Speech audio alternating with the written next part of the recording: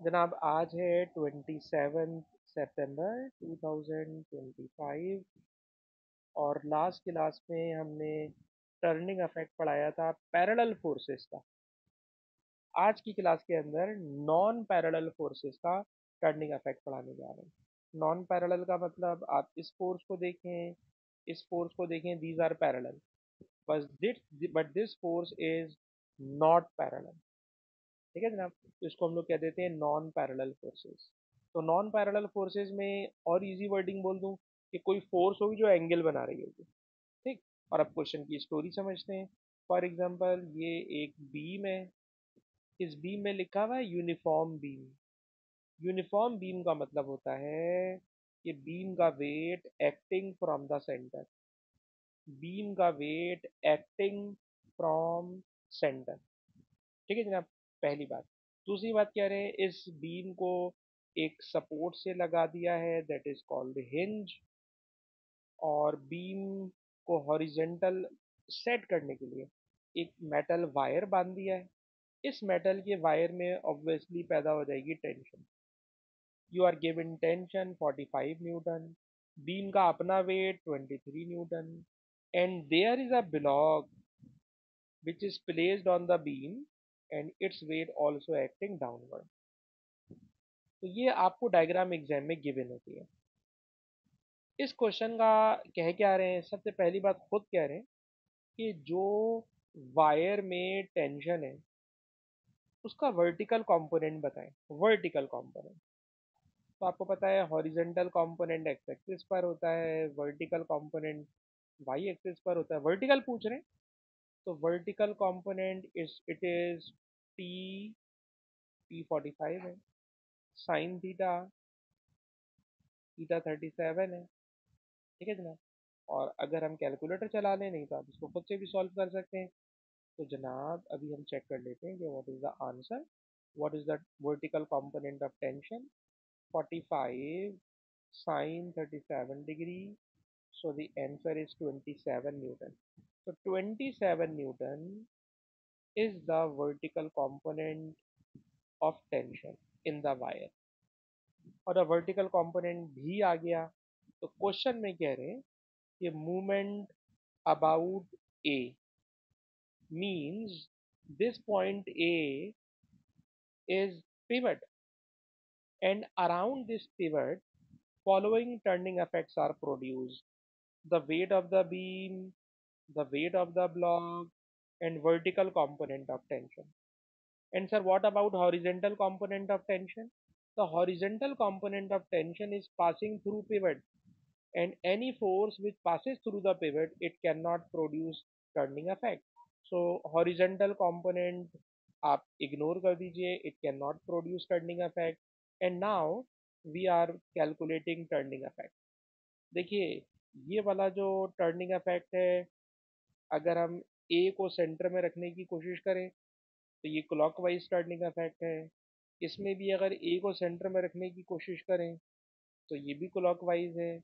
और अगर इसकी बात करें तो ये एंटी क्लॉकवाइज है। ठीक है जनाब। And now we have to calculate W. Sir W कैसे कैलकुलेट होगा? द डब्ल्यू कैलकुलेट करने के लिए मैं बीच वाली लाइन को यूज़ करना चाह रहा हूँ।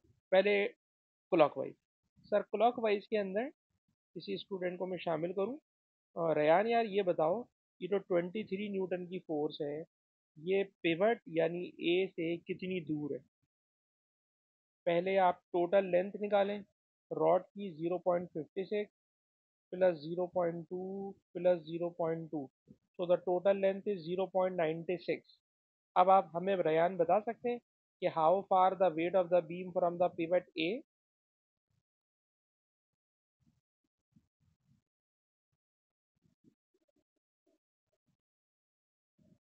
अबे नहीं ना यार, ये बताओ, मैंने राइट हैंड पे कैलकुलेटर में पूरी रॉड की लेंथ निकाली, इट इज 0.96। उस 0.96 को अगर बेटा मैं आधा कर दूंगा तो मुझे ये वाला डिस्टेंस मिल जाएगा ना। And this distance is the movement arm of 23 Newton force। I am asking about 23 Newton force, and this 23 जी जी जी मैं समझ गया, आप जो W की तरफ चले गए। अच्छा बेटा, रेयान प्लस, रेयान आप ही कीजिए। बताइए डब्ल्यू जो है, W which is the weight of the block, ये कितना दूर है पिवट से, ये बताइए जी। तो इट इज 0.72। बेटा लिख के कीजिएगा। These are two clockwise turning effect, and what about anti-clockwise? Sir, anti-clockwise turning effect is produced by vertical component of tension, and we have already calculated it is 27 Newton। और ये कितना दूर है pivot से? तो सर ये 0.56 दूर है, कोई खास मुश्किल बात नहीं है, इसलिए सर इसको ऐसे ही जाने दें। और अब आप जरा इसको सॉल्व करके बेटा मुझे आंसर करके बताएं, आंसर क्या आ रहा है। व्हाट इज डब्ल्यू? 5.445। 5.45, this is the weight of the block. और अगर आपने ये भी कैलकुलेट कर लिया तो now they are asking the hinge exert a force on the beam at A, calculate the horizontal component of this force, calculate the horizontal component of force। मतलब सुनिए, कहते हैं कि जब कोई ऑब्जेक्ट इक्विलिब्रियम में हो, ठीक है जनाब, तो ये जो बीम है ना बेटा, बीम, इस बीम को जब हम हिंज पे रखते हैं तो इस हिंज से एक नॉर्मल रिएक्शन, इससे एक रिएक्शन फोर्स पैदा होती है, इससे एक रिएक्शन फोर्स पैदा होती है। और ये रिएक्शन फोर्स ना थोड़ी सी ऊपर की तरफ होगी, ठीक है जनाब, थोड़ी सी ऊपर की तरफ होगी। इस वाली बात को मैं आपको यूं समझाने की कोशिश करूंगा कि अगर आपने डेली लाइफ में कभी इस तरह का इत्तेफाक आपको हुआ हो कि आप फॉर एग्जांपल खड़े में, और हमने आपके हाथ में एक रॉड दे दी, और ये रॉड काफी लंबी रॉड है, ठीक है जनाब, इस रॉड को एक रस्सी से भी बांधा हुआ है, लेकिन फिर भी आपके हाथ में जब ये है, तो आप इस रॉड को होल्ड करने के लिए अपने हाथ से फोर्स ऊपर की तरफ लगाओगे। इस चीज को आप खुद से गौर कर सकते हैं कि अगर आपके हाथ में एक रॉड है, रॉड को आप बिल्कुल लूजली नहीं पकड़ सकते, आपको उसको होल्ड करने के लिए भले से ऊपर रस्सी बंधी हुई है, भले से ऊपर रस्सी बंधी हुई है, लेकिन इस रॉड को होल्ड करने के लिए आपको ऊपर की तरफ अपने हाथ से एक फोर्स लगाना होगी। ये आप सोच सकते हैं कि हाँ ऐसा ही मुझे करना पड़ेगा। रियान आप बताइए, क्या जो मैं बात कह रहा हूँ, अगर आपने इस तरह की कभी इत्तेफाक हुआ हो कि एक बड़ा सा पाइप आपके हाथ में हो या कोई रॉड हो और बड़ी लंबी सी हो, तो आप सोच सकते हैं कि इसको होल्ड करने के लिए हाथ से ऊपर की तरफ फोर्स लगाना पड़ेगी, वरना ये रॉड आप काबू नहीं कर सकते, गिर जाएगी। क्या कहते हैं रियान? हाँ, आपको अप्लाई फोर्स करना पड़ेगा, ठीक है जी।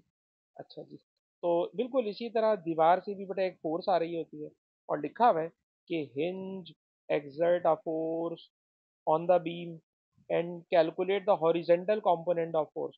उसका भी हॉरिजेंटल कंपोनेंट बताना है, उसका ये वाला कंपोनेंट आपने बताना है। सर ये कैसे निकलेगा? तो इसके लिए आप यूँ समझिए कि जो आपने टेंशन का वर्टिकल कंपोनेंट निकाला था, उसी टेंशन का एक हॉरिजेंटल कंपोनेंट भी होगा, और इस टेंशन का जो हॉरिजेंटल कंपोनेंट होगा, ये हिंज ए से आने वाली फोर्स का हॉरिजेंटल कंपोनेंट होगा। यानी मैंने लिखा फोर्स जो हिंज ए से आ रही है, it is equal to tension का हॉरिजेंटल कंपोनेंट, ठीक है जनाब। उसने हॉरिजेंटल कंपोनेंट पूछा है, तो बेटा मैंने लिख दिया टी एच, और टी हमारे पास होगा 45, and it is sine sorry cos 37। Cos, वो इसलिए इक्वल होगा कि ये बताइए कि अगर कोई सिस्टम इक्विलिब्रियम में है तो हॉरिजेंटल फोर्सेस का सम जीरो होता है, ठीक है ना। लेफ्ट हैंड वाली force equal to right hand वाली फोर्स, जो मैंने ऊपर लिखा था ना, ये लिखा है कि जितनी फोर्स राइट हैंड की तरफ लग रही होगी उतनी फोर्स लेफ्ट हैंड की तरफ लग रही होगी। तो अब आप मुझे बताइए इस बीम के ऊपर हॉरिजेंटल फोर्सेस कितनी है? तो आप कहेंगे ये पूछ रहे हैं, और ये तो मुझे पहले से ही पता थी कि टेंशन का एक हॉरिजेंटल कंपोनेंट भी होगा, और वो टेंशन का हॉरिजेंटल कंपोनेंट इस वाली फोर्स के बराबर होगा, और ये फोर्स असल में हिंद से आने वाली फोर्स का हॉरिजेंटल कंपोनेंट है। जी बेटा, इज इट क्लियर और not? If a system is in equilibrium, then right hand forces equal to left hand forces, ठीक है जनाब। तो right hand force equal to left hand force, so it is equal to this, and now I am calculating 45 cos 37। किसी बच्चे को बात समझ में ना आए तो ऑब्जेक्शन आप कर सकते हैं जी। 35.9 जिसको मैं राउंड ऑफ करके 36 लिख रहा हूँ। अच्छा जी, उसके बाद लिखा है कि जनाब अगर मैं ब्लॉक को प्लेस कर दूं close to the point on the beam, D के करीब ला रहा हूँ, ब्लॉक को इस तरफ लेकर आ रहा हूँ, ठीक है ना। सर अब आप ब्लॉक को इस तरफ लेकर आ रहे हैं ना, तो ब्लॉक को इस तरफ लाने से आप क्लॉकवाइज मूवमेंट कम करवा रहे हैं। कैसे? सर क्लॉकवाइज मूवमेंट वेट से प्रोड्यूस हो रहा था, आप उसको लेफ्ट हैंड की तरफ लेके जा रहे हैं, तो आप मूवमेंट आर्म छोटा कर रहे हैं, ठीक है ना। ये पिवट है बेटा, ये पिवट है, आप पिवट के करीब लेकर आ रहे हैं, तो वेट का आप मूवमेंट आर्म छोटा कर रहे हैं, क्लॉकवाइज मूवमेंट छोटा कर रहे हैं। और अगर क्लॉकवाइज मूवमेंट छोटा कर रहे हैं तो कह रहे हैं बताइए टेंशन में क्या फर्क पड़ेगा। भाई टेंशन जो है ना, वो एंटी क्लॉकवाइज मूवमेंट प्रोड्यूस कर रही है। तो अगर आप ब्लॉक को डी के करीब लेकर आओगे तो रस्सी की टेंशन कम होने लगेगी। ब्लॉक को डी से दूर लेके जाओगे, अगर आप डी से दूर लेके जाओगे, बी की तरफ लेके जाओगे, तो रस्सी की टेंशन बढ़ जाएगी, शायद रस्सी टूट जाए, शायद वायर टूट जाए। सर अभी क्वेश्चन ये है कि ब्लॉक को हम डी की तरफ लेके जा रहे हैं, और जब ब्लॉक को डी की तरफ लेके जा रहे हैं तो इस क्वेश्चन में लिखा हुआ है स्टेट, खाली स्टेटमेंट देनी है, 1 मार्क का क्वेश्चन है कि टेंशन इंक्रीज और डिक्रीज, तो इसका आंसर है टेंशन डिक्रीज। लेकिन अगर लिखा होता है एक्सप्लेन, अगर लिखा होता है एक्सप्लेन तो मैं यूं एक्सप्लेन करता कि when block moved towards D then clockwise movement is decreased, so anti-clockwise movement should also be decreased to keep beam in equilibrium position, so tension in the wire decrease, तो वो भी decrease हो जाती है। तो ये खैर बेटा 1 नंबर का आसान सा सवाल था, कोई खास मुश्किल नहीं है, कोई कैलकुलेशन नहीं है, और खाली स्टेटमेंट लिखनी थी तो वो मैंने लिख दी डिक्रीज। बेटा मायरा, आपको ये सवाल समझ में आया मायरा? और बिल्कुल ऐसे भी हम और सवाल करेंगे तो आपको देखिएगा और समझ में आने लगेगा। चलिए जनाब क्वेश्चन नंबर 28, क्वेश्चन नंबर 28 के अंदर फर्स्ट पार्ट ये है कि कोई ऑब्जेक्ट इक्विलिब्रियम में है। इक्विलिब्रियम में होने के लिए दो कंडीशंस होती हैं, वो दोनों कंडीशंस स्टेट कीजिए। तो पहली कंडीशन ये होती है कि net forces, net force must be zero, net force क्या लिख रहा हूँ यार, मस्ट बी जीरो, ठीक है। और इसी तरह सेकंड कंडीशन होती है net movement must B same, must be zero यार, ठीक है ना, नेट जीरो होना चाहिए, ठीक है जनाब। क्लॉकवाइज एंटी क्लॉकवाइज के बराबर हो, अपवर्ड डाउनवर्ड के बराबर हो, इजी वर्डिंग है, एक एक लाइन लिखनी है। तो net force must be zero and net turning effect और net movement must be zero. अच्छा जी, अब उसी तरह का एक और सवाल शुरू हो गया अगेन। क्वेश्चन जनाब ये है कि ये जो रॉड है, पिछले सवाल में ऊपर तार लगा के बैलेंस कर रहे थे, इस सवाल में सर उन्होंने एक रॉड लगा दिया, और इस रॉड से इस ग्रीन वाले बीम को ये बैलेंस करने की कोशिश कर रहे हैं, रोकने की कोशिश कर रहे हैं। क्वेश्चन है calculate vertical component of force exerted by bar, exerted by bar, bar से जो फोर्स आ रही है उसका वर्टिकल कंपोनेंट है। तो सर बार वाली फोर्स का एक हॉरिजेंटल कंपोनेंट होगा, सर बार वाली फोर्स का एक वर्टिकल कंपोनेंट होगा, and we are calculating vertical component, so vertical component will be 33। Vertical होता है, वर्टिकल होता है तो हम लोग लिखते हैं साइन थीटा, ठीक। और साइन थीटा जब लिखते हैं जब एंगल एक्स एक्सिस के साथ बन रहा हो, एंगल हॉरिजेंटल के साथ बन रहा हो। तो green line is a horizontal line, उस हॉरिजेंटल लाइन के साथ 52 डिग्री का एंगल बन रहा है, सो इट इज 33 साइन 52, तो जनाब आ गया 26 न्यूटन। तो 26 Newton is the vertical component of force, ये वर्टिकल कंपोनेंट ऑफ फोर्स आ गई, ठीक है जनाब। और जब वर्टिकल कंपोनेंट ऑफ फोर्स आ गई तो अब जरा गौर कीजिएगा कौन कौन सी फोर्सेज हैं जो around a turning effect produce कर रही हैं।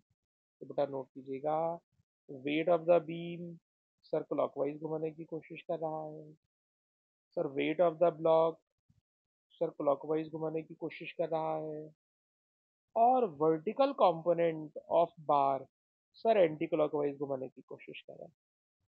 ठीक है जनाब। और इसे सॉल्व करके हमने डब्ल्यू निकालना है। अब डब्ल्यू निकालने के लिए अगर मैं इसको नीचे करता हूँ तो मैं इतना अच्छा लिख नहीं पाऊंगा। मैं इसको ऊपर ही लिखने की कहीं जगह बनाता हूँ। चलिए जनाब इसका और वर्टिकल कंपोनेंट 26 न्यूटन है। This is 26 Newton. ठीक है जी।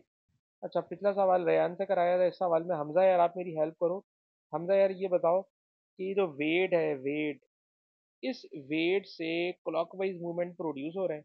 वेट कितना दूर है from pivot? How far is the weight from the pivot? जी। 0.2 मीटर। 0.3 प्लस 0.1 इट इज 0.4, और 0.4 का आधा 0.2। बिल्कुल सही आपने हमें बताया। प्लस एक और फोर्स है जो क्लॉकवाइज मूवमेंट प्रोड्यूस कर रही है, वो 12 न्यूटन की फोर्स है। 12 न्यूटन की फोर्स। हम सब बताइए कितनी दूर है? 0.4 है। Is equal to, is equal to, अच्छा जी, इज इक्वल टू के बाद अब आ जाइए 26 न्यूटन वाली फोर्स। सर वो तो साफ लिखा हुआ है 0.30। सॉल्व करें और हमें बताइए व्हाट इज वेट।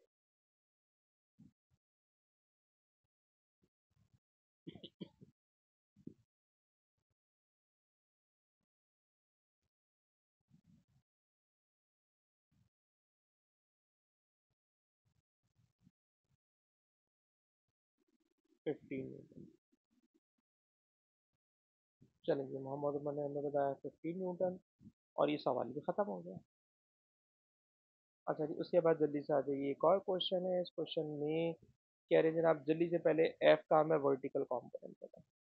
तो F is the tension, tension का वर्टिकल कंपोनेंट। एफ की वैल्यू कितनी है जनाब? तो लिखी हुई है, एफ की वैल्यू है 44 न्यूटन। ठीक है ना। The wire provides a force on the rod 44 Newton.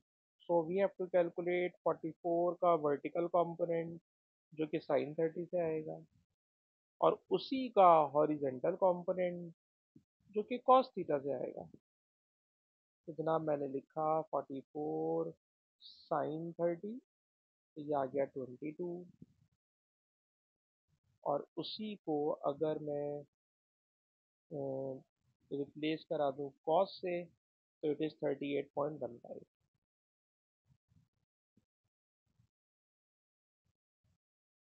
अच्छा जनाब अब क्वेश्चन है कि P को पिवट माने और W बताइए। P को पिवट माने और W बताइए।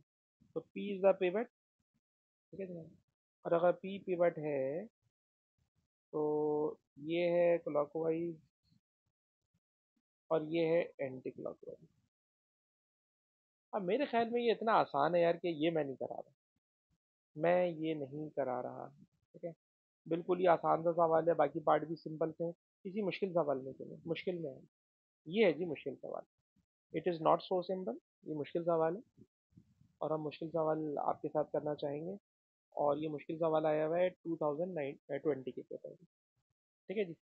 अच्छा 2020 के पेपर में जब ये सवाल आया है तो इस क्वेश्चन में है क्या? तो इस क्वेश्चन को करने से पहले ज़रा एक बात यूँ समझिएगा कि हम तमाम टीचर अपने स्टूडेंट्स के दिमाग में ये बात बिठा देते हैं कि हॉरिजेंटल लाइन एक्स एक्सिस होती है, वर्टिकल लाइन वाई एक्सिस होती है। ठीक है जनाब। ये हम सब ने आपके दिमाग में बात बिठाई हुई होती है, और फिर उसी से हॉरिजेंटल कंपोनेंट, वर्टिकल कंपोनेंट सब कुछ निकालते हैं। लेकिन आपको याद होगा कि जब मैं आपको इंक्लाइन प्लेन पढ़ाता हूँ, तो इंक्लाइन प्लेन में जब कोई ऑब्जेक्ट इंक्लाइन प्लेन पे रखा हुआ होता है, तो इंक्लाइन प्लेन पर हमने एक्स एक्सिस को इंक्लाइन प्लेन के पैरेलल यानी क्रॉस में ले लिया था। ठीक है ना, क्रॉस में ले लिया था। बिल्कुल इसी तरह यहाँ पर भी इस सवाल को सॉल्व करने के लिए आप स्टूडेंट इस वाली बात को दिमाग में बिठाएं कि ये जो मैंने रेड लाइन बनाई है ये एक्स एक्सिस है, और इसके ऊपर जो मैं दूसरी रेड लाइन बना रहा हूँ ये वाई एक्सिस है। इसको बेटा ड्रॉ कीजिएगा, वरना ड्राइंग के बगैर मेरी नहीं मुझे नहीं लगता कि आप बात समझ पाएंगे मेरी। मैंने जो हमारा ऑब्जेक्ट है, object is a plank, rigid plank, एक मजबूत प्लैंक है, and it is not horizontal. अभी तक जितने क्वेश्चन कराए थे सब में हॉरिजेंटल रॉड थी, हॉरिजेंटल प्लैंक था। इस क्वेश्चन में plank is not horizontal, so I am taking this plank as x-axis, and now you can see the weight of the plank 96 Newton acting downward, and this weight is making angle theta, and this angle theta with the x-axis, और जब x-axis के साथ है, x-axis के साथ है, तो x-axis पर आपको याद होगा इसका जो वर्टिकल कंपोनेंट होता है ना, वर्टिकल कंपोनेंट, ठीक है ना, वो वर्टिकल कंपोनेंट होगा साइन थीटा। फोर्स है 96 न्यूटन की, थीटा है 38 डिग्री का, and this is vertical component as well as this component of weight, this component of weight is perpendicular on the plank, plank के ऊपर ये परपेंडिकुलर है, and if it is perpendicular on plank then 59 sin 38, 59 is the four, sorry 59 मैं पता नहीं क्यों लिख रहा हूँ, it is 9, sorry sorry sorry क्या है ये 59 नहीं था, फोर्स थी 96, 96 ठीक है जी, फोर्स थी 96, 96 Newton into sine 38, so the answer is 59, answer 59 है सर, ठीक है ना, दिस इज 59। ये एग्जाम में क्वेश्चन आया हुआ है 2020 के पेपर में, और इस क्वेश्चन ने हम टीचर्स को एक नया मेथड सिखाया है इस तरह के क्वेश्चंस को सॉल्व करने के लिए, वरना हम एक पुराने मेथड से सॉल्व कराते थे जो काफ़ी सवाल मुश्किल हो जाता था। लेकिन कैम्ब्रिज बोर्ड वाले ने हमें सिखाया 2020 के पेपर में कि भाई पहले क्या रो, ये कि जो प्लैंक है ना उसके ऊपर परपेंडिकुलर कंपोनेंट कैलकुलेट कर लो, जो कि उसने कैलकुलेट करा लिया, और कैलकुलेट करा के अब जितनी एक्स्ट्रा लाइनें उन्हें मैं इरेज कर रहा हूँ, ठीक है, एक्स्ट्रा लाइनें मैं इरेज कर रहा हूँ ताकि मैं सवाल को अपनी मर्जी के मुताबिक कर सकूँ। सही है जनाब। अब आप ज़रा देखिएगा कि क्वेश्चन में लिखा हुआ है कि ए को पिवट मान लें, मैंने कहा ठीक है जी, ए is the pivot.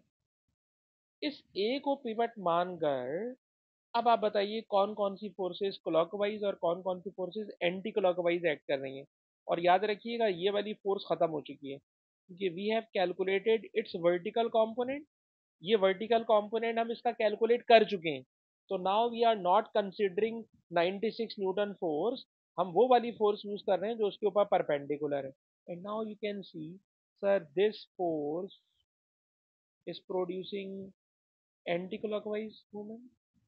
This force is producing anti-clockwise movement, and this force is producing clockwise movement. ठीक है जनाब, तो 45 न्यूटन वाली क्लॉकवाइज है, और बाकी जो दो मैंने ब्लू कलर के एरोज बनाए they are producing clockwise movement. ठीक है जनाब। अच्छा जी, अब किसी बच्चे को हम शामिल करेंगे, मोहम्मद उमर, बेटा आप मेरी हेल्प करें, और बेटा आप मेरी हेल्प करते हुए सबसे पहले मैं रेड वाले पे ही जा रहा हूँ। रेड वाली फोर्स 45 न्यूटन की फोर्स है। मोहम्मद उमर हमें बताइए 45 न्यूटन की फोर्स पिवट से कितनी दूर है, पिवट से ये फोर्स कितनी दूर है, उमर बताइए।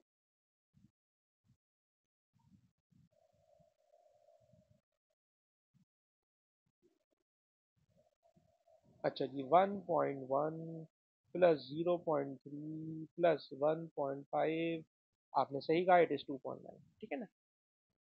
और सम टाइम आप ये कह दिया करें सर इन तीनों को ऐड कर लें, तो हम खुद ही ऐड कर लेंगे क्योंकि आपने खैर ओरली ऐड करके बताया, अच्छा बताया बेटा, ओके। तो ये होगी, ये तो हो गया जी क्लॉकवाइज। अब आ जाइए एंटी क्लॉकवाइज।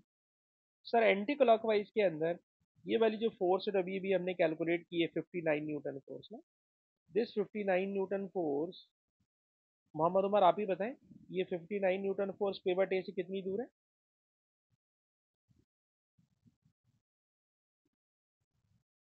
ये रही ना फोर्स है, ये 1.5 दूर है, सही है। ये ग्रीन वाली फोर्स है, ये रहा पिवट आपका, इट इज 1.5, ठीक है जी, आपने सही बताया हमें। और मोहम्मद उमर इसके बराबर में टेंशन फोर्स है which is to be calculated. Tension force कितनी दूर है फ्रॉम पिवट, टेंशन फोर्स कितनी दूर है फ्रॉम पिवट। जी, इट इज 1.2, ठीक है जी, खत्म। अब टी निकाल सकते हो, टी आप लोग खुद से निकालेंगे, टी खुद से बताइए, मैं टी में हेल्प नहीं कर रहा आपको।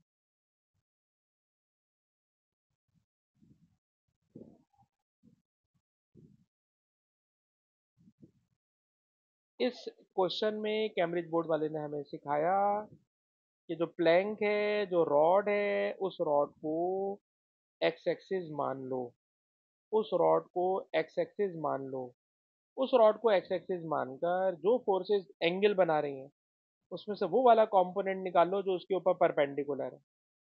उसके बाद क्वेश्चन खुद ब खुद बड़े मजे से हो जाता है।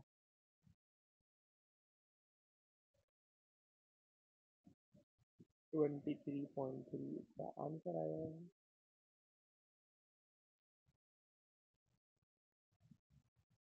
अच्छा, अमीर हमजा और रेयान दोनों का ना एक्सेंट और बात करने का स्टाइल काफी करीब करीब है, तो मैं अभी तक इन दोनों में डिफरेंशिएट नहीं कर पाता। अभी जो आंसर बोला हमजा ने बोला या रेयान ने बोला था? हमजा ने बोला। तो तुम दोनों में अभी मुझे फर्क नहीं आया करना। एक होता है ना ऑडियो से हम पकड़ लेते हैं, तो अभी तुम्हारी ऑडियो मेरे दिमाग के अंदर ना फर्क नहीं कर पा रही है। अच्छा जी, और आगे चलते हैं। खत्म हो गया सवाल यार, और इसमें कुछ भी नहीं है आगे। अच्छा, ये वाला सवाल यार होमवर्क दे रहा हूँ, बिल्कुल उसी स्टाइल का सवाल है जो अभी मैंने ऊपर कराया है ना। ये है भी उसी साल का, बस वेरिएंट का फर्क था ये, ठीक है ना। और ये बिल्कुल उसी स्टाइल का सवाल है जो मैंने भी ऊपर कराया है। ये होमवर्क है, आई होप कि क्लास के बाद आप मुझे करके देंगे। अलबत्ता ये क्वेश्चन है 2015 का, और इस क्वेश्चन में हम लोग पहले खतरनाक तरीके से कराते थे, और अभी मैंने आपको बताया कि खतरनाक तरीका नहीं लगाना है भाई। आप क्या करें सर, जो बीम है ना, जो बीम है, उस बीम को एक्स एक्सिस मान लो। जो बीम है बेटा, उस बीम को एक्स एक्सिस मान लो। इस बीम को एक्स एक्सिस मान लिया, और ये आपकी 500 न्यूटन फोर्स है। सर ये 500 न्यूटन फोर्स भी 30 डिग्री का एंगल बना रही है। इस 30 डिग्री के एंगल का वर्टिकल कंपोनेंट निकाल लो। वर्टिकल वर्टिकल हमेशा साइन थीटा ही बनेगा, तो ठीक है ना। हमेशा बीम को एक्स एक्सिस मानोगे, और बीम को अगर तुमने एक्स एक्सिस मान लिया तो 500 न्यूटन का sine 30, it is perpendicular force. It is perpendicular force, so 500 sine 30, it is 250। ये फोर्स 250 हो गई। इन द सेम वे इस वाली फोर्स का भी वर्टिकल कंपोनेंट निकाल लो, और ये भी 30 डिग्री पर ही है। सर फोर्स है 4000 की, फोर्स है 4000 की, एंड विथ साइन 30। और मैं आपको बताऊं, क्योंकि हमें भी जिंदगी हो गई पढ़ाते हुए, और आपके सऊदी अरब वाले स्कूल के जो टीचर्स हैं उनको भी हम जानते हैं, और पाकिस्तान इंटरनेशनल स्कूल वाले बच्चे हमें हर साल पढ़ाने का मौका मिलता है। तो आपके स्कूल के टीचर भी ना ये वाले मेथड से नहीं कराते, इस वाले मेथड से नहीं कराते जो नया मेथड ये वाला आया है। वो एक बहुत खतरनाक सा तरीका बना लेते हैं, ठीक है जनाब। और मैं आपसे क्या बोल रहा हूँ, बीम को एक्स एक्सिस मान लो, और एक्स एक्सिस मान के 500 न्यूटन का भी साइन थीटा निकाल लो, और 4000 न्यूटन फोर्स का भी आप निकाल लो साइन थीटा, तो इट इज इक्वल टू 2000। और अब दोनों फोर्सेस आ गई, तो अब देखिएगा सवाल इंशाल्लाह कितने मज़े से हो जाएगा। इस एक्स एक्सिस को मैंने इरेज कर दिया, और ये भी मैंने बता दिया कि अब आप ये वाली फोर्सेस को कंसीडर नहीं करोगे। 500 को भूल जाओ, 500 की फोर्स भूल जाओ, 4000 भूल जाओ, क्योंकि इन दोनों फोर्सेस के आपने कंपोनेंट जो काम के हैं वो निकाल लिए हैं। And now this point A is pivot, this point A is pivot, and now I am producing clockwise and anti-clockwise movement। और इस क्वेश्चन में हम हिम्मत करते हैं मायरा से पूछने की। मुझे नहीं पता कि मायरा को अभी समझ में सवाल आए हैं या नहीं आए। अच्छा जी, ये दोनों फोर्सेस हैं क्लॉकवाइज, और ये वाली फोर्स है एंटी क्लॉकवाइज, ठीक है जी। अरे चले मायरा, आप हमें बताइए कि जो 250 न्यूटन की फोर्स है, ये आपको कितनी दूर लग रही है फ्रॉम द पिवट? मायरा। जबरदस्त, पूरी रॉड सर 2.8 है, इन्होंने उसको आधा कर दिया। बहुत अच्छा बेटा आंसर किया आपने। फिर बताइए, जो 2000 न्यूटन वाली फोर्स है वो जो एज पे लग रही है, वो कितनी दूर है पिवट से? 2.8, ये तो आसान बात ही है। उसी इक्वल टू दूसरी तरफ वाले पर आ जाए, दैट इज टेंशन, और टेंशन का भी सर 2.8 ही होगा। अब आप बच्चों वाला सवाल नहीं पूछ रहे। अच्छा, अब आपसे ये भी नहीं बोल रहे कि सॉल्व करो, भाई ये रिजल्ट आएगा, 2100 आएगा। इक्वेशन लिख लें बस, क्योंकि अब आपको आ चुका है सॉल्व करना। 2100 newton, and it is equal to 2.1 kilo newton. 2.1 kilo Newton.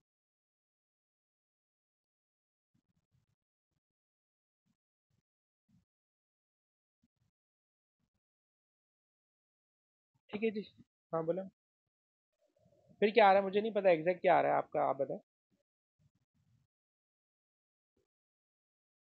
हाँ बट 2130 में थर्ड 30 को इग्नोर मार दें, क्योंकि जब वो बोलते हैं ना कि शो दैट, तो शो दैट में तो यार उसी के नंबर को मानना पड़ता है ना। अच्छा जी, और आगे चलें, calculate vertical component TV off tension. ठीक है ना।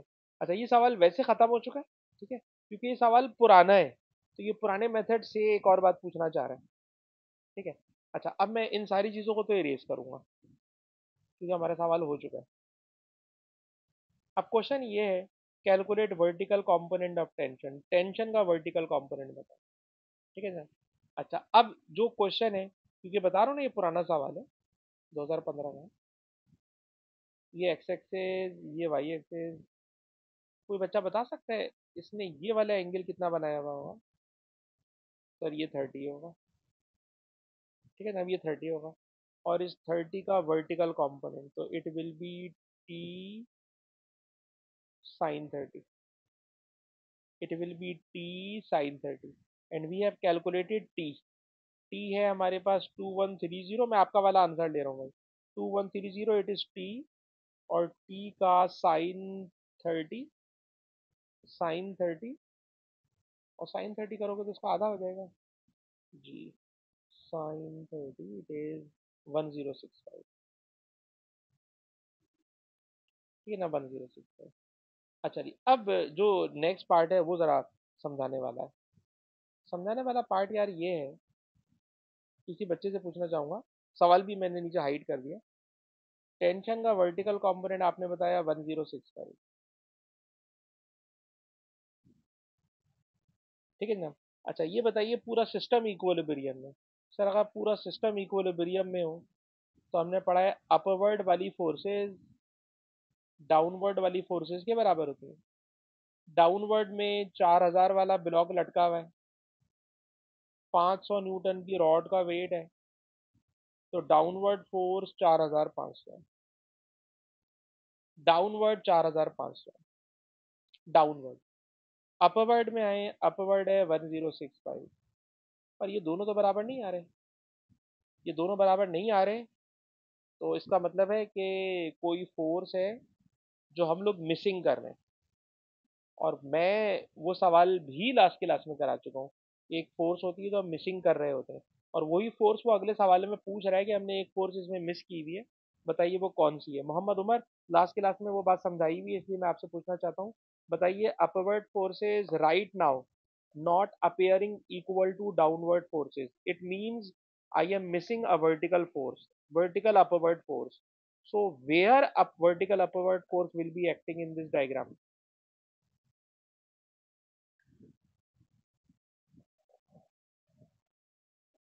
हाँ, अपवर्ड एक्ट कर रही होगी, आप बताएं, सोचें।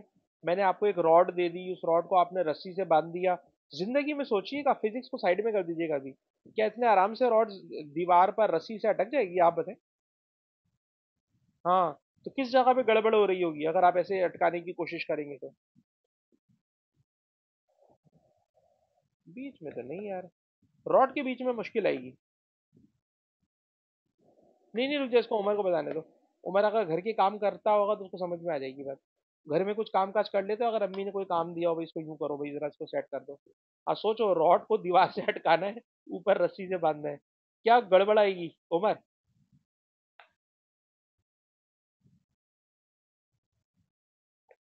उमर हार मानना है, फिर किसी और बच्चे से पूछो। आसान सवाल है उमर यार, लास्ट क्लास में भी कराया मैंने।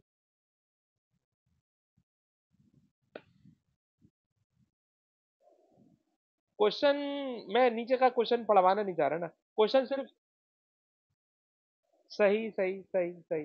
अरे जो एक और बच्चा बोल रहा था, जरा और अच्छे अल्फाज में बोल दो। उमर ने बोल दिया गड़बड़ ये पर आएगी, वो सही बोल रहा है जी। गड़बड़ ये पर आएगी, पता है गड़बड़ ये पर।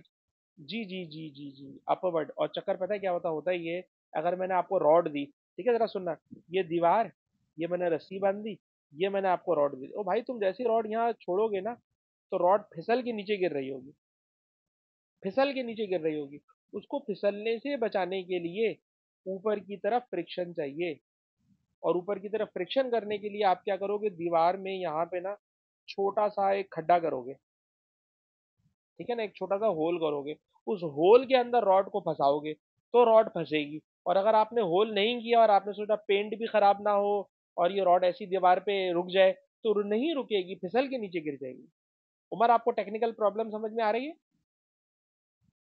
हाँ, तो आपको यहाँ पे छोटा सा क्या करना पड़ेगा, सर यहाँ पर एक छोटा सा, उर्दू में कहते हैं खड्डा करना होगा, और इंग्लिश में क्या बोलते हैं यार इसको, यहाँ पर एक बड़ी अच्छी एक फिजिक्स की टर्म होती है जो अभी मेरे जहन में नहीं आ रही। अच्छा, उर्दू में एक और खतरनाक टर्म बोलते हैं, खांचा लगाना पड़ेगा। खांचे का मतलब होता है ऐसी जगह जहाँ पे कोई चीज़ फंस जाती है। ठीक है जनाब। तो काफ़ी मुश्किल मैंने आपको उर्दू के दो अल्फाज सिखा दिए, खांचा, खड्डा, और इंग्लिश का लफ्ज़ मेरे जहन में अभी भी नहीं आ रहा।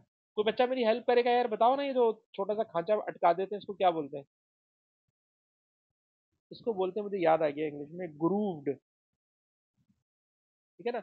ग्रूव का मतलब ही होता है कि ये फंसा लेगा अपनी जगह पे। ठीक है। अरे चले खैर, इंग्लिश उर्दू मैंने शायद पढ़ाना शुरू कर दी। अब क्वेश्चन ये है कि state and explain why vertical force does not equal to sum of the load and the weight of the beam although the beam is in equilibrium. ठीक है, अब सवाल समझ में आ रहा है। बीम इक्विलिब्रियम में जबकि अपवर्ड फोर्सेस डाउनवर्ड फोर्सेस के बराबर नहीं है।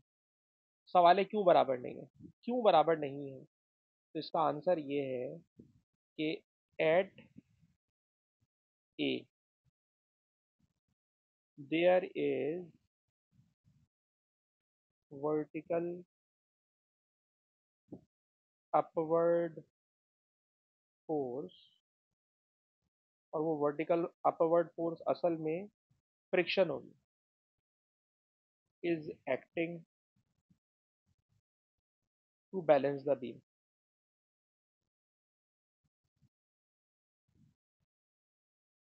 ठीक है। उसने खैर वो फोर्स पूछी नहीं है। अगर वो फोर्स पूछी भी होती तो बेटा मैं इसको प्लस एक्स कर देता और एक्स की वैल्यू भी निकाल लेता। ठीक है। लेकिन मुझे अच्छी तरह याद है, मैंने लास्ट क्लास में इस तरह का एक सवाल, इस तरह की बात की हुई थी क्लास में। चलें जी, और आगे चलते हैं। एक और सवाल आपके सामने। ठीक है जनाब। इस क्वेश्चन में क्या कह रहे हैं सर, एक बीम है, यूनिफॉर्म बीम का मतलब its weight acting from the centre.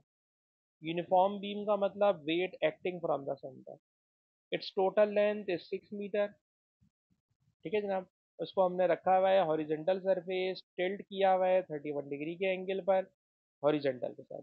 The beam is held in equilibrium by four forces.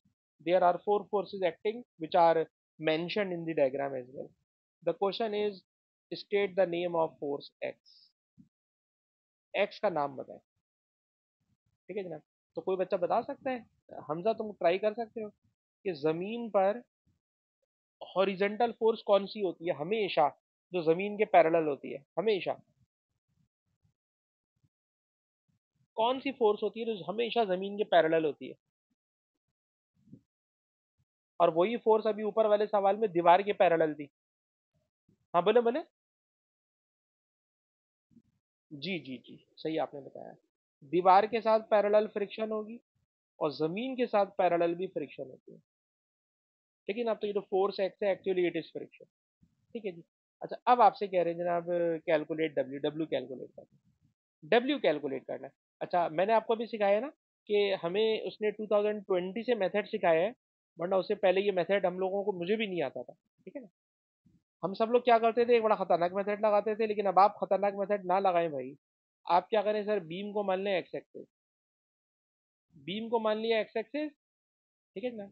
और बीम के ऊपर इस वेट का निकालने वर्टिकल कंपोनेंट, और जो वर्टिकल कंपोनेंट होगा वो हमेशा होगा sine theta.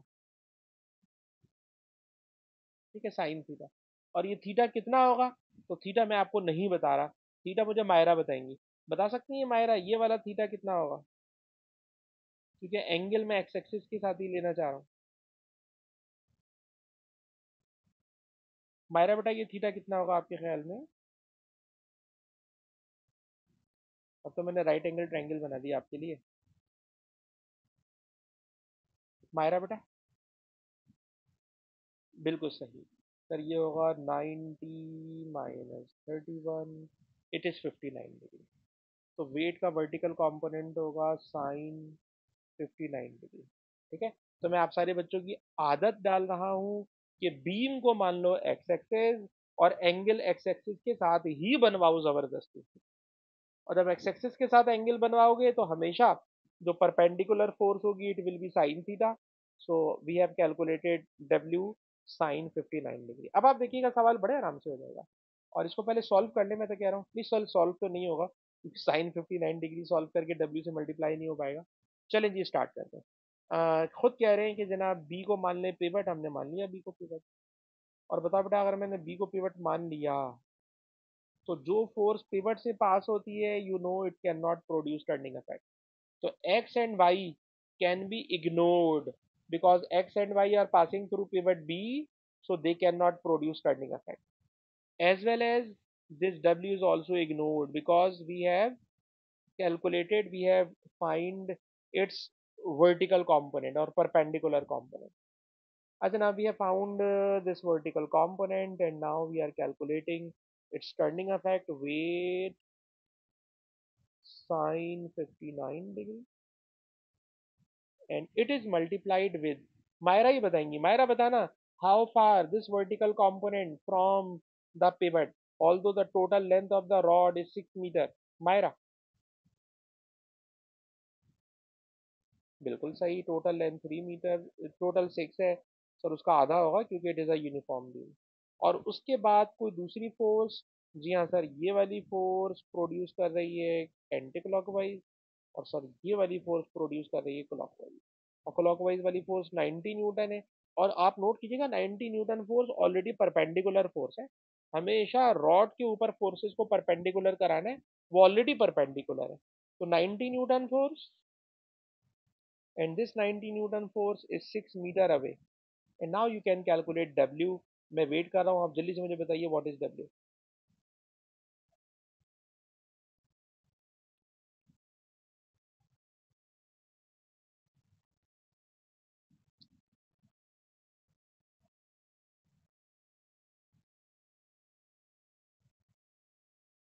What is W?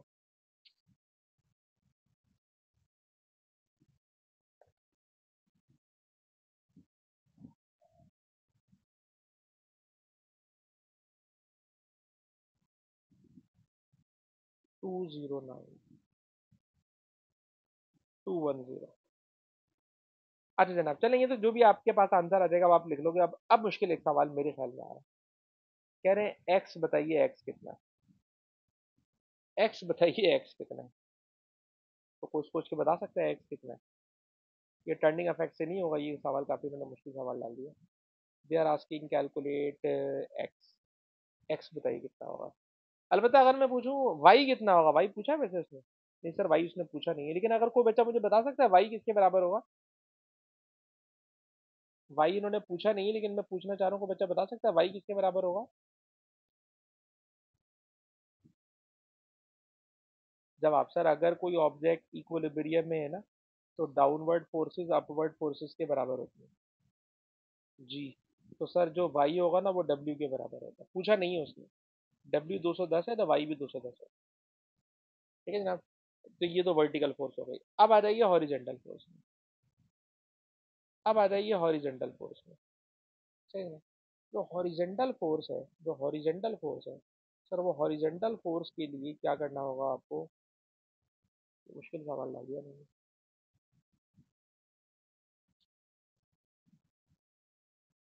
अच्छा ये जो 90 न्यूटन की फोर्स है, अगर मैं आपसे पूछूं ये कितना एंगल यहाँ से इस रेड वाली लाइन के साथ ये कितना एंगल बना रही है, तो आप कहेंगे सर ये 31 है ना, ये 31 है, तो ये भी 31 है।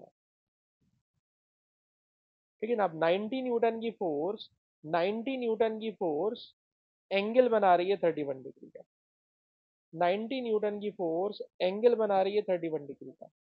इस 90 न्यूटन वाली फोर्स का हॉरिजेंटल कंपोनेंट बताओ। 90 न्यूटन वाली फोर्स का हॉरिजेंटल कंपोनेंट बताओ। ठीक है, तो पता है क्या हॉरिजेंटल कंपोनेंट होगा, 90 न्यूटन हॉरिजेंटल होता है cos 31, तो ये आ रहा है 77। ठीक है, it is horizontal component acting towards right hand side. तो now check any other force which is acting horizontally. तो आप कहोगे 77 राइट हैंड पे एक्ट कर रही है और x लेफ्ट हैंड पे फोर्स एक्ट कर रही है। बता दें इसके अलावा कोई और लेफ्ट राइट फोर्स हो।